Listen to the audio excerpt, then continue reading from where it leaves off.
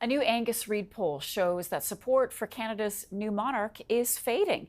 64% of Canadians say they oppose recognizing Charles as king by swearing oaths to him or singing God Save the King at official ceremonies. 62% are against putting his face on Canadian currency. When it comes to the actual coronation itself, 41% say they don't care at all about the event. Roughly 59% say they will pay some attention to the scaled back coronation that's coming up May 6th. And when it comes to giving Camilla, Charles' wife, a title, 21% think she should be called queen, 19% think she should be keeping with the title queen consort, 60% don't think she should be given either title. With more, I want to bring in CTV News royal commentator Richard Berthelsen. Tough crowd, Richard. Your reaction to this poll this morning? Well, I don't think it's terribly surprising. And, conversations that one has with individuals, one senses this kind of shift in public opinion around this. And it's hardly a surprise, given the last few years, some of the issues that the monarchy has faced. And given a period of time when the monarch and the monarch's representatives, even other members of the royal family, have not been that present in Canada thanks to the pandemic, aside from one visit last year. So I think Canadians are really wondering about Charles and what he'll be like. I think in North America generally, he is known most widely for a failed marriage, of which most of the public took the side of his late former wife, not his. And the United Kingdom, there's a much greater understanding of the prince's, as he was the Prince of Wales, his charitable activities and his contribution.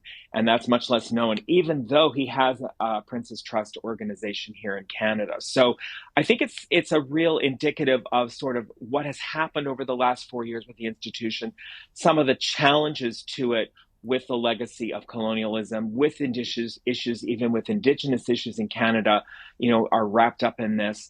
And I think generally some of the problems that the royal family has faced, particularly with Prince Harry's book and the seeming kind of soap opera nature of their lives, really makes people question whether or not this is an institution that we should continue with as we move further into the 21st century. Right. And almost half of respondents said that they would support opening the Constitution to sever ties of the monarchy.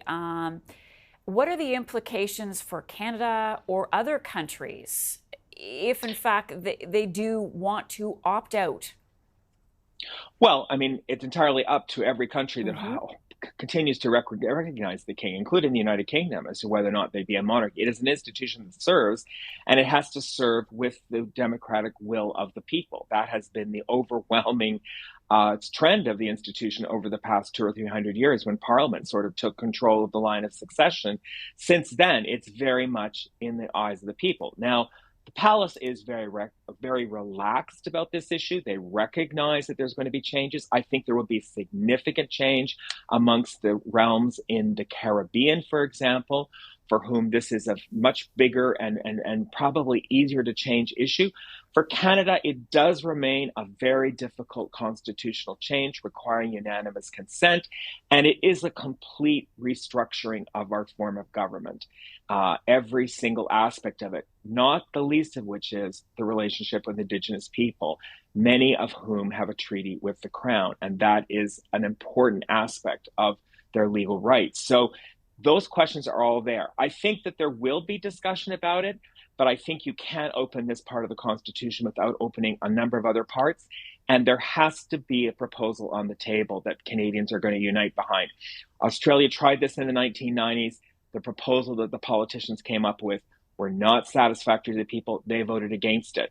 So it's a very, very tricky thing. And whether Canadians really have a stomach for that kind of constitutional discussion when there is so much else at stake right now in our country is a bit of an open question to me. Last question. I'm just about out of time. What about the coronation itself coming up on May the 6th? Do you think that those 59% of people, roughly, who say they will pay some attention to the scaled back coronation may have their interest peak? Maybe minds will change after the coronation? What's your take? What's your view? Hard to say. The coronation, of course, is not happening in Canada. and it's not going to have a huge Canadian impact or involvement as the last one had a much greater one, because there were fewer countries in the Commonwealth. Canada was a much bigger part of it. There's now 54, 56 countries in the Commonwealth. Canada's one of those, and there's 15 realms. So it's not really a Canadian event in the sense that it's here in our country and people are going to be able to participate on it. That said, we know that royal events always draw a fairly high degree of interest. I think with major events, be the Olympics, sporting events, or coronations, there's a lot of issues in the lead up to them, but on the day, people are interested. Whether or not that changes minds, I think it's unlikely. I think the biggest thing that could change minds is how the king conducts himself as king, and whether or not Canadians have an opportunity to interact with him in a way that is meaningful to Canadians. And those are big open questions, far bigger than the coronation. Richard Berthelsen is CTV's royal commentator. Thank you so much, Richard.